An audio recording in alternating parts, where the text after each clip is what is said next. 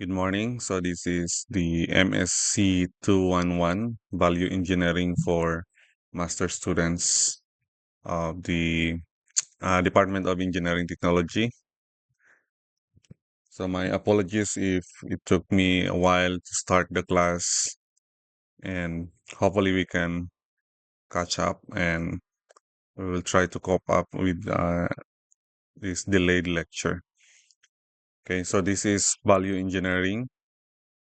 So some of you were my former students in in the College of Engineering, but some are not. So I want to introduce myself.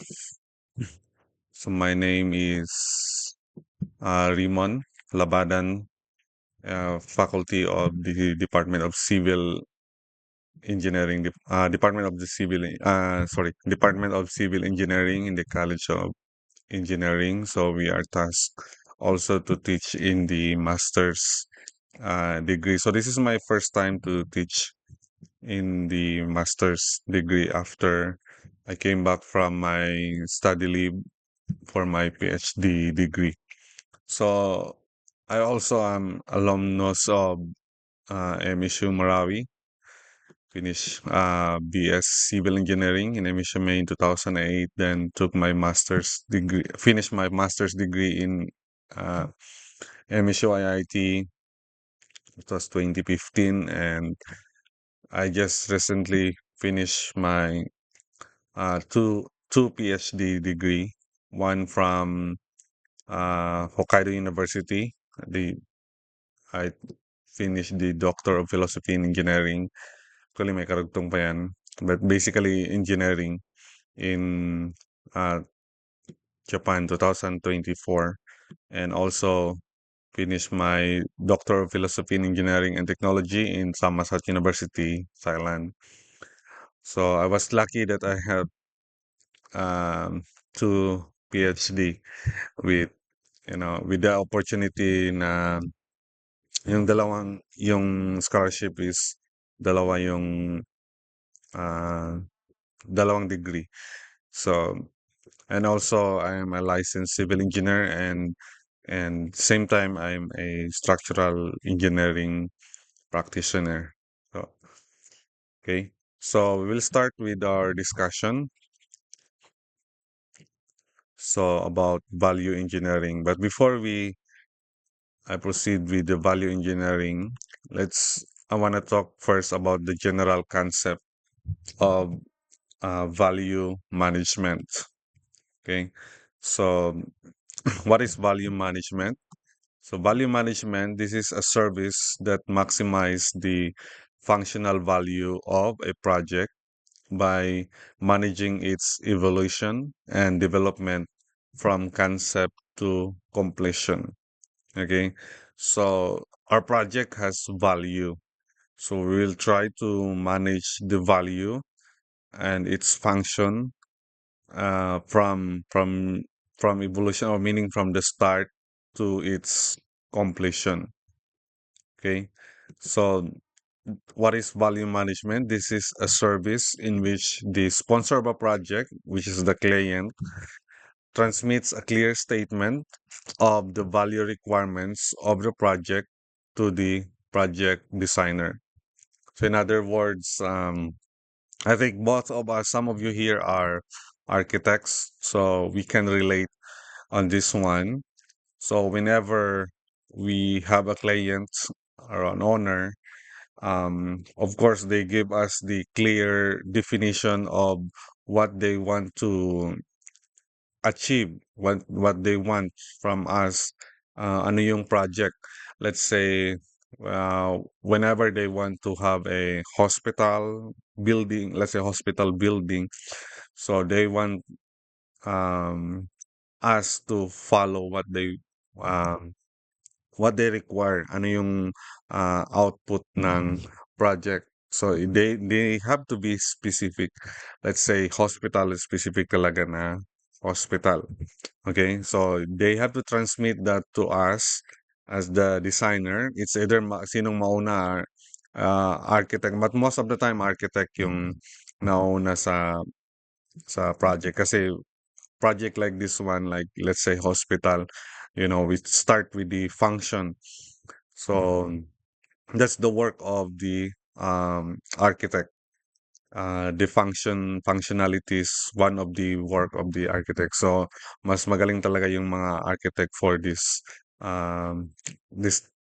type of projects. Okay, so they start with the architects, and then the architects hire the structural engineers or the civil engineers and other trades for the other functions of the building. But basically, mas start talaga yung main functions ng uh, building and the value of the building. So it must be clear from the start ano yung gusto ng client. Okay? And then we will analyze from that value na gusto ng uh, client. So we'll analyze the requirements, ganun. Okay, we do not jump directly into structural analysis, into, calculations. We will sit down first with the client. Ano yung gusto niya na value? Ano yung gusto niya na project, output? Okay? So, value management, this is the management of a process to obtain maximum value on a scale determined by the client. So, this is a process na kung ano yung gusto nating ah, ma ma-attain natin yung maximum value ng project. Okay? So, if the project, let's say, is a school buildings, and then our output must attain kung ano yung pinaka-maximum na ma-attain na value ng project natin. Okay? So, this is value management. So, there could be, you know, um, there are, of course, all of the projects, let's say, for structural buildings. Um, I can relate most of my examples sa structural buildings kasi I'm a civil engineer, so I'm a structural engineer. So ma-relate ko yung mga examples sa mga buildings. Okay? So whenever we have we a project, so as much as possible, ma-attain natin yung maximum value ng project. So if this is um let's say school building, so dapat ma-attain natin yung ano yung pinaka-efficient, yung pinakamababang na cost without sacrificing the quality of our buildings, and then hindi ma-compromise yung function ng building. Okay? For example, yung mga um, in the building code ngayon, required na yung mga ramps. Di ba? So you have to consider also yung mga consideration ng mga slope ng ramps. Ganun. So, mayroon tayong what's this requirements na let's say sa earthquake proof buildings. Okay? So, iano natin yung ano yung pinakamataas na number of stories ng building na makaya natin without compromising also the possibility na may mga earthquakes, may mga wind loads and other types of loads na possible na ma-face ng building. Okay? So we have to maximize also na hindi lang yung remember in our design, it's not just the strength of the building. It's also we have to consider also the economic value of our building. Baka masyado namang mahal, di ba? So that is value management. You look on also on the value of the project or the our structure. So we want to in value management, we want to attain the maximum value. So, paano natin ma-attain yung maximum value ng project natin? So, maximum value, This is a required level of quality at a least cost. Okay? Yung maximum na quality niya and then the least cost. Okay? Of course, along with the quality, as quality increases, it will be costly. It will involve cost, right? Um, Kaya nga may mga may mga for example sa yung power generation, like we can have solar. Okay, we can use solar. Ganda yung quality ng solar, but it's very costly to start to generate electricity from solar. We can have like green, we call it like green energy, like from solar or whatsoever. And then, but it involved cost, right? So sometimes we have our limitation. So that's the time before we start with kung meron man tayong project, we do not start digging for foundation directly. We need to sit down and consider the cost, consider yung quality, and consider yung value ng project. So i- uh, whenever we want to attain the maximum value, then we need to consider the quality and also the cost. Okay? So ang maximum value ma-attain natin when we achieve the highest quality but lesser cost. So the highest level of quality for a given cost. So sometimes yung project natin is may limit yung cost. So given the cost in the government, meron yung mga GAA, yan, mga allotted na budget. And then you make something out of the budget. So we'll try to give the highest quality at a given cost. Let's say let's say a certain 10 million, and then how many uh, kung gusto natin ma-attain yung highest quality or function, um, let's say classroom building. Okay, so in terms of quality of function, the yung mas maraming room, much better, right? For a given budget. Okay? But also, ma-attain nga natin yung function, but dapat yung quality hindi rin natin ma-compromise. Okay? So it must be on the highest level of quality for a given cost. Okay? So later I will relate what is quality, what is cost, what is function. So, or from an optimum compromise between the two. Okay, so we cannot have it all. I mean, we cannot get everything in one project. So there will be a compromise. So if we go if we have many rooms, let's say for yung example natin, if we have many rooms, so meron din tayong mga compromise na safety, ang material, ang cost. So, we can compromise. Maybe sa cost, maka-extend tayo or lower or depende. But, meron talagang ma-compromise. Sometimes, ma-compromise ang function. Sometimes, ma-compromise ang quality because of the cost, budgeted cost. And then, gusto natin ma-attain talaga yung number of rooms, sa example natin.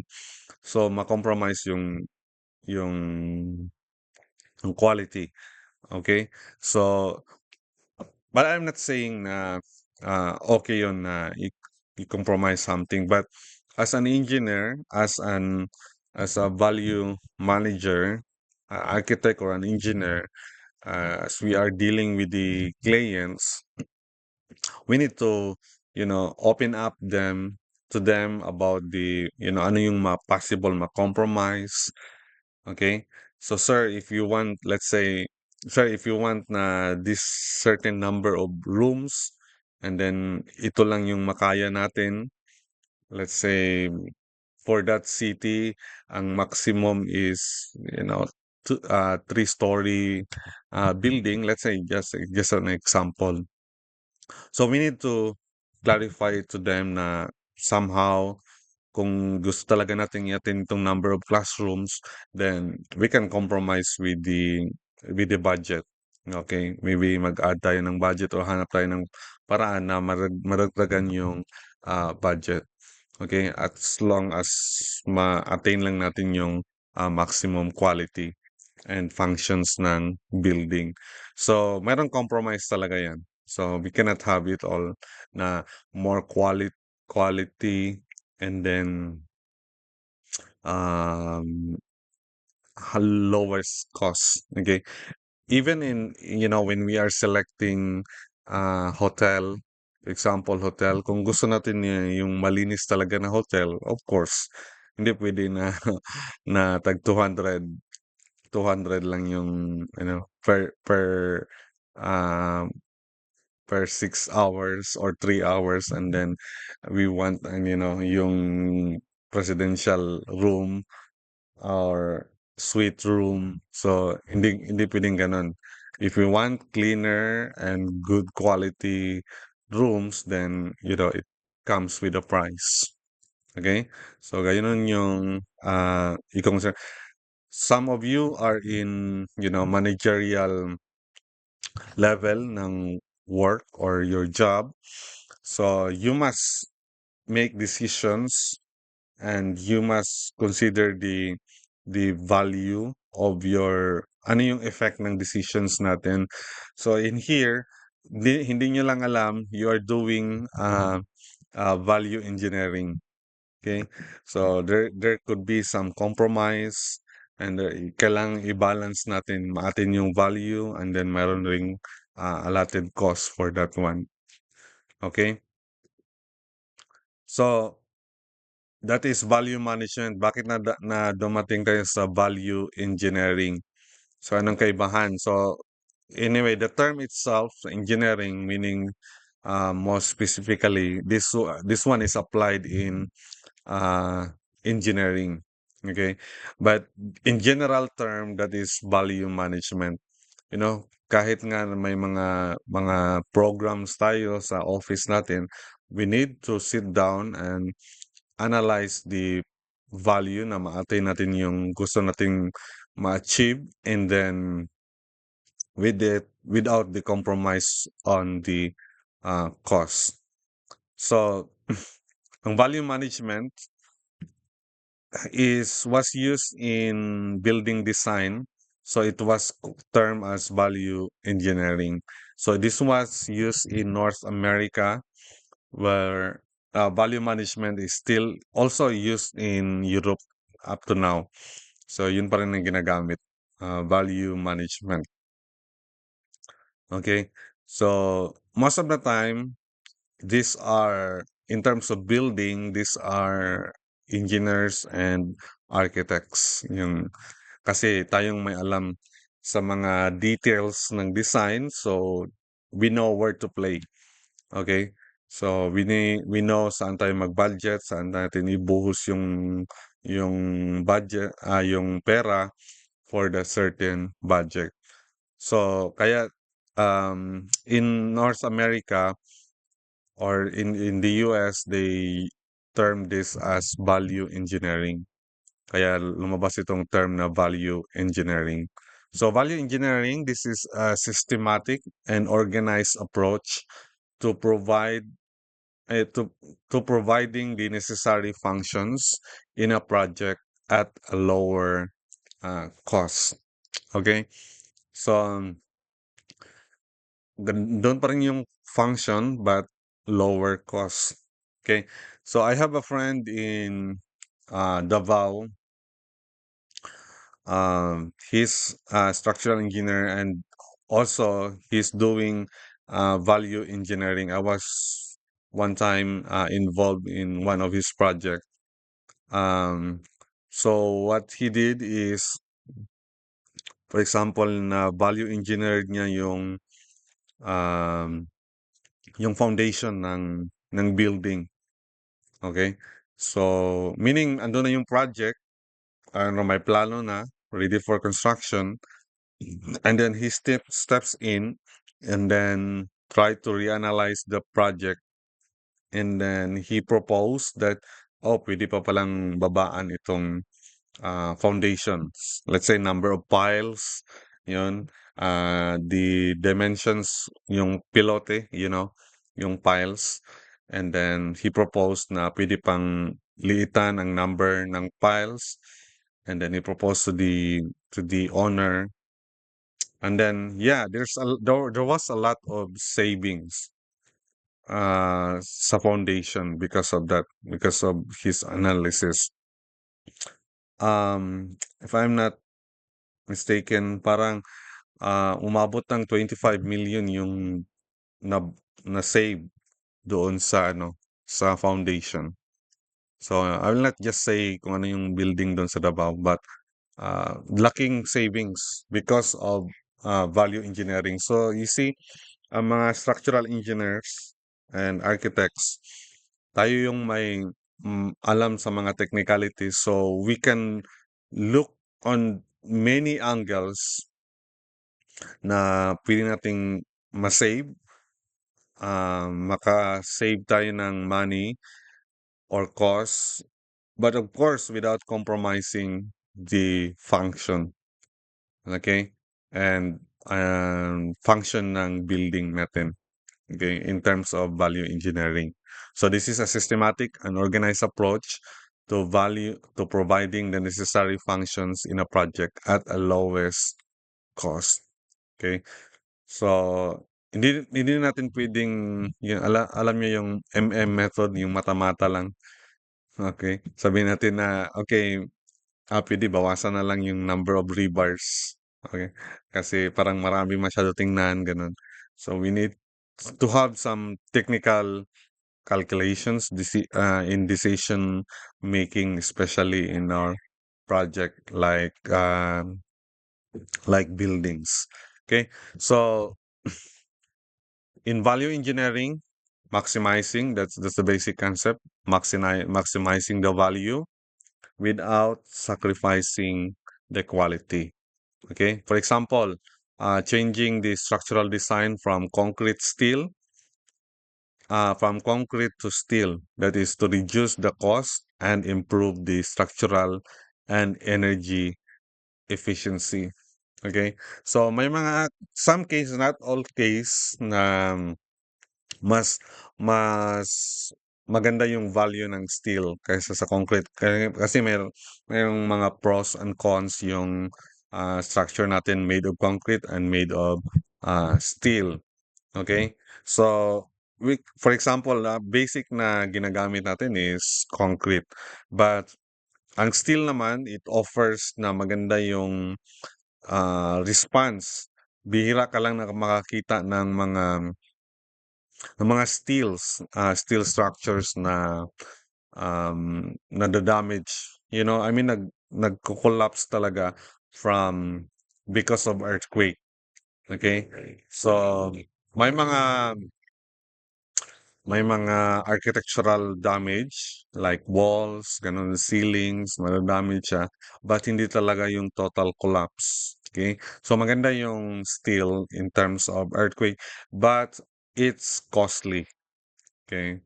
Mahal yung bakal, mahal ah, yung mga structural steel. And sometimes you have to order it kung mga pre-engineered. So, medyo costly siya at the start. Okay? Ganon, you have to justify it to the clients kung, sabihin natin mahal siya, yung first cost natin, kailangan mo talaga maglabas ng pera na mahal kasi yung concrete puwedeng ano 'no, puwedeng, ah, ano lang patingi-tingi lang yung pagbili natin ng materials. But yung steel, for example, pre-engineered steel, kailangan i-order natin sa labas from Vietnam, let's say Vietnam or Japan.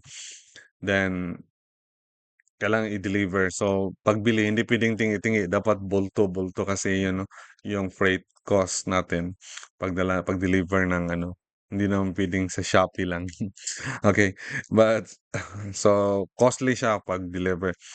So, we need to consider that in our first cost in this in of our project. So, kailangan mag-ano talaga, palabas ka na talaga ng pera for this one. However, for um, concrete, pwedeng patingi-tingi lang yung concrete. So, you need to consider that. Also, sa steel, pwede kang makasave ng ano, ng, ano yung tawag, scaffoldings. Okay? Maybe may mga forms, pero, I mean forms. Yeah. Makasave ka ng mga forms and even scaffolding. Ang scaffolding, kahit maliit na lang yung scaffolding kasi yung pag-erect ng steel, pag-assemble ng steel, mas you can use crane and then you didn't need forms. Okay? You don't, kahit yung sa sahig, we can use steel deck. Yun. Even yung small part ng building like yung sahig, we can propose na pwede i-change natin sa steel deck kasi pwede tayong makasave sa, tao, workers, yung forms, sa steel deck, we do not need forms. We just need the small scaffoldings. Hindi talaga yung gaya ng concrete na pag magbuhos ka ng slab, ang daming forms, mag-ano ka pa ng plywoods, um, and then yung mga supports, scaffoldings, every 1 meter mayroong support, kung malapad masyado yung ano mo, yung structure. So, ganun. You have to maximize the value, but you do not sacrifice the quality. So, that's one of the example ng value management. Okay, you will face this when you are working uh, on private practice. Most of the time, mga owner mag-ask talaga yan ng questions. Ano maganda engineer? Steel, concrete, okay? So, it's up to you. It's up to you as a contractor maybe, or as a designer, ano yung madaling, let's say, kung nasa bukid ka, medyo mahirap pa mag-deliver pa ng mga steel doon, ganun. So, you have to take consider some aspects of the availability of materials, yung design, and then the difficulty also. Okay? So, there are times na wala kang choice but to choose steel. Like yung mga forma na, architects, when they design, they are not, um, I mean, I'm not saying, hindi ano yun, but there's a saying na, the architect's dream is the engineer's nightmare. Kasi, the functions and the aesthetics of the building, it's easy to, let's say, draw and conceptualize it. But when it comes to technicalities of the designing, considerations ng mga earthquake and other loads, so medyo stressful siya sa sa structural engineers. Okay? So I've met a lot of, may mga architects, um, mga projects na mostly kasi architects and then pinapasa sa structural engineers to analyze the strength of the building and design the strength of the building. So may mga architects na the structure itself, yung frame itself ng ano, may na-encounter kami na nag-propose siya na ang building is parang arc. Okay, parang I mean parang what do you call this? Parang ship nga, parang barko. Okay? And then hindi lang talaga barko, naka-elevate talaga siya. Naka-elevate na barko. So that was, challenging. I'm not saying na impossible yun, but that was very challenging for us to design the structure. Naka-elevate na ano siya, tapos may mga ano lang, may mga tukod lang siya. Okay? But hindi na na-realize yun. But we were able to encounter that one. May mga cases rin na ano. So, when you say barko, ang hirap yun na naka-elevate and then gamitin mo concrete. So, mahirap yun. So, we propose na steel talaga. Steel talaga yung gamitin para mapurma yung barko. Ganun. Okay? So, that's just one of the example. Let's proceed. So, in value engineering, maraming nade-develop na skill base. So, ang alam lang natin sa engineering and architecture is, mag-design lang. Okay? So, but there's more to that in designing.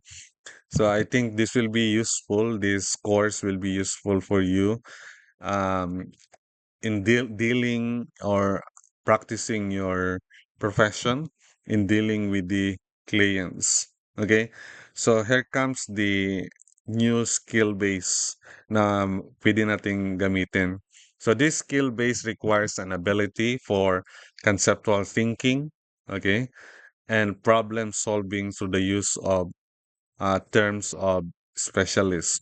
Okay, so it needs critical thinking, problem solving ability, conceptual uh, thinking. Okay, so these are not for some people. These are, let's say, talent, but this could also be a skill.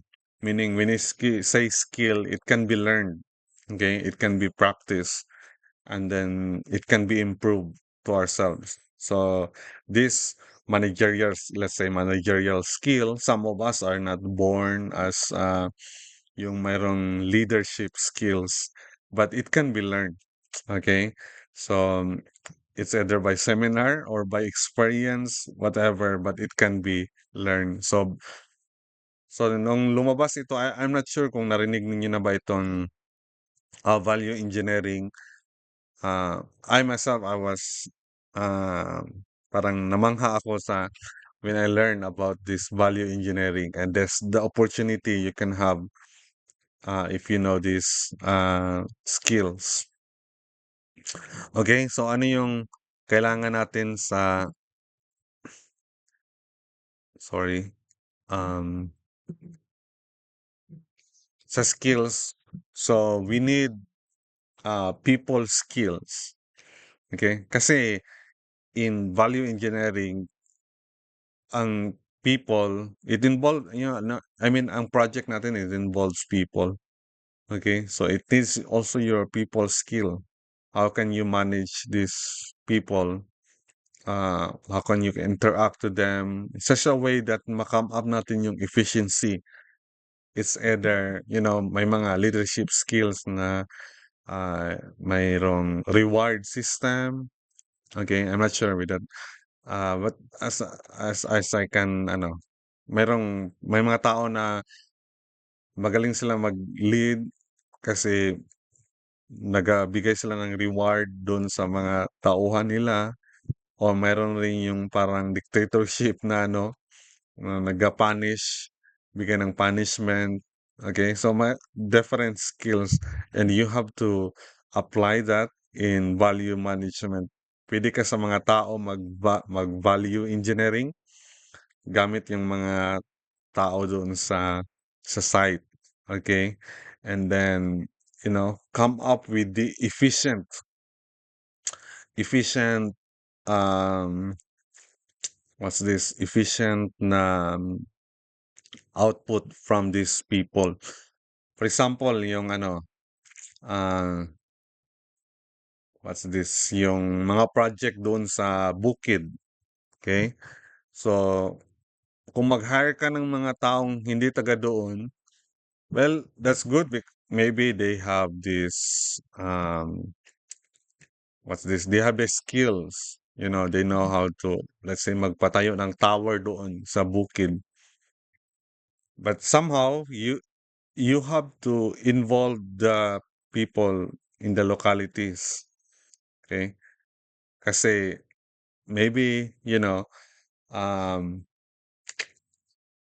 if they were the one if they were involved in this project, they have this pride na isa ako sa gumawa niyan. Okay? So in that case, hindi niya sisirain 'yun, hindi niya nanakawin yung bakal ng ng ano natin doon. Okay, kasi he's proud. I mean, that's just one of the example na pwede nating matingnan. Okay? So, you manage people in a project such a way na makuha natin yung best output from them and best qualities ng project. Okay? So, it needs people skill, it needs organizational skills. So, kasi, kung tayo lang lalaki, if we go to the grocery ourselves, bili agad.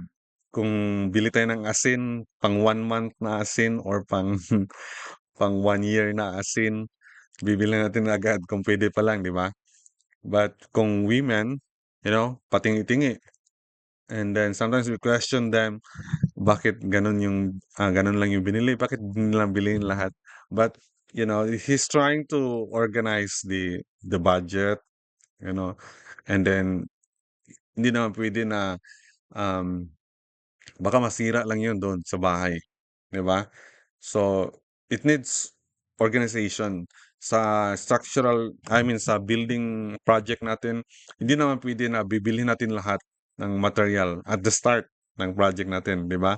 The question there is, saan natin itatambak yung material, iho-haul yung materials, 'di ba? Let's say you have a 100-story building and then i-order mo agad lahat, hindi puwede. So, it must be organized that, meron tayong schedule na kailan i-deliver yung buhangin, yung steel, gano'n.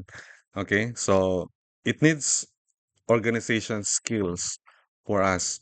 And then maybe if we look on that, as a project manager, maybe some clients or most of maybe hindi lahat, but some clients, they will hire as a project manager. So, kasi hindi nila alam yung, dynamics ng construction. So, they will hire a project manager. It could be an engineer or an architect. So, who has the skills on organizing this project. Okay, hindi puwede na bibili lang, bili ng pako, bili ng ano, kung sige ang client na bahala na. No, no, someone should manage. So if you have that skill, then you have the opportunity to do a value engineering for this um for a certain project.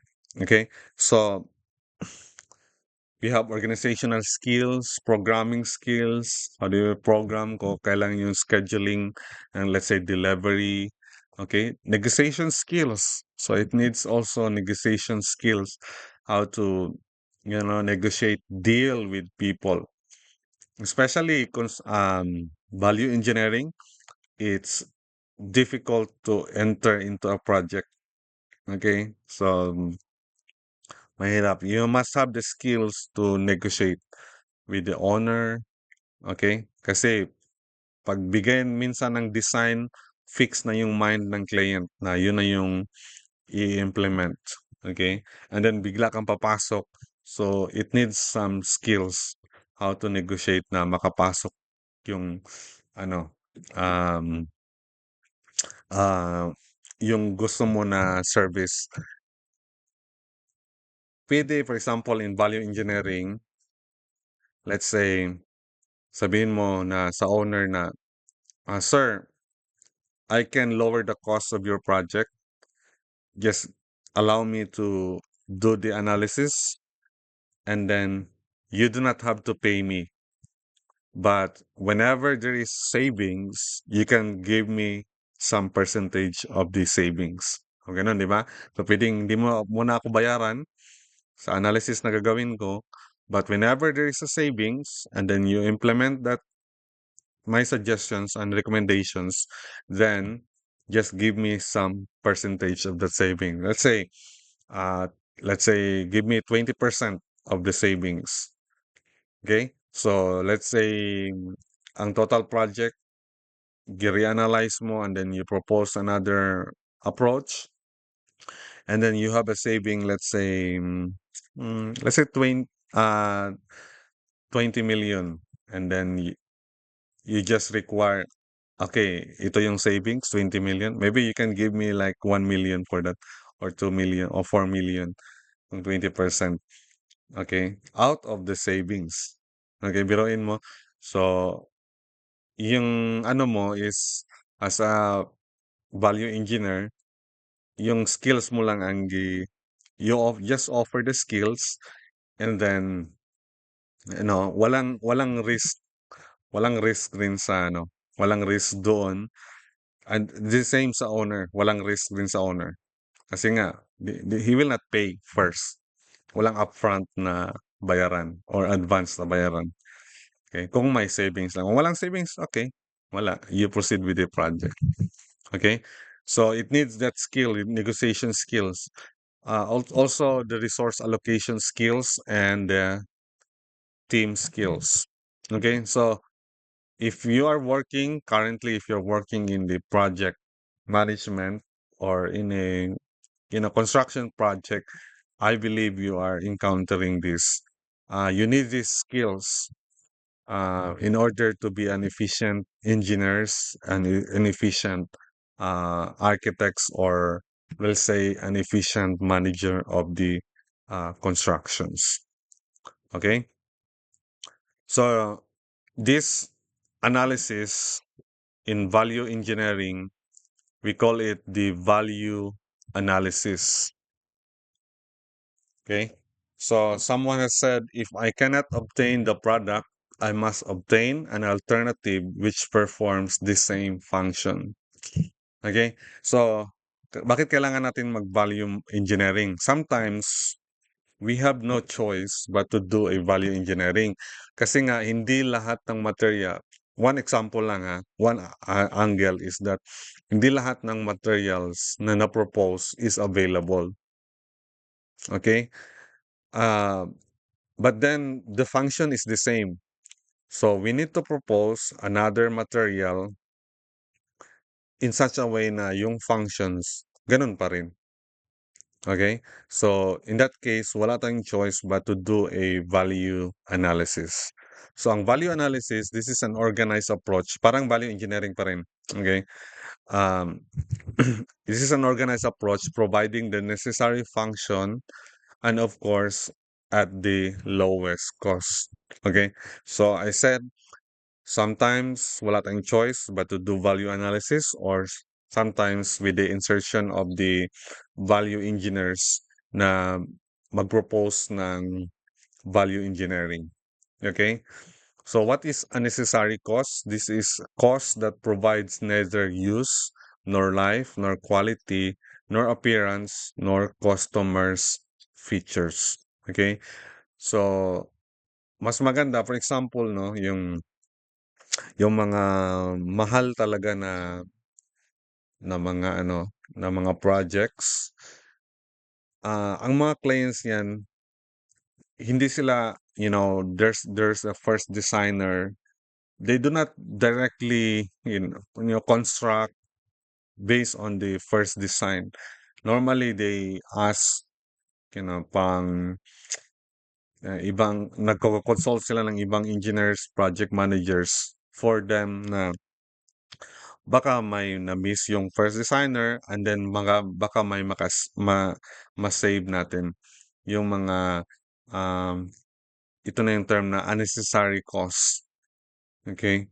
Maybe the way sa pag-produce or the way sa pag-construct or too much na in function, wala na siya sa customer features, then baka pwedeng alisin na lang natin. Okay? So those are unnecessary costs. So yung mga malalaking project, they normally approach value engineers o value managers para to consider uh, to consider kung baka necessary na itong mga ano. Kasi mm, possible na malaki yung savings, 'di ba? So, for example, I know from what I know yung ah, yung screen ng Apple is hindi silang gumawa ng screen ng Apple yung cellphone. This the screen is was manufactured by Samsung. Okay, so they can make their own, but much better yung sa ano ng screen ng Samsung. So doon sila bumibili ng ano sa Samsung. And then si Samsung naman, 'di ba, competition 'yun, 'di ba? Pero they allow it because they gain so much yung pagbili ng Samsung. So the more na bumibili yung Samsung, so the more yun yung income nila. Okay? Now, it could be na someday makagawa ng ano yung ng sariling screen technology yung Apple.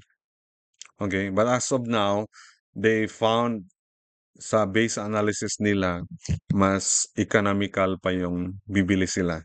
And then they will just assemble it. Okay? So, ganun, mga value management yun na outside construction engineering. Okay? So, the basic value concept of value is the value is equals to function over cost. Kung lagyan natin ng framework or equation. Okay? So, ang value is the higher the function and the higher the function, then the greater the value. Tama, di ba? Directly proportional. But it is inversely proportional to the cost. Okay? The lesser the cost, of course, the higher the value. Okay? So, on the next video, I will discuss on the details of the value engineering, ano yung steps ng value engineering. For now, this video, paputulin ko muna because this is almost an hour. So, and then we will continue with that.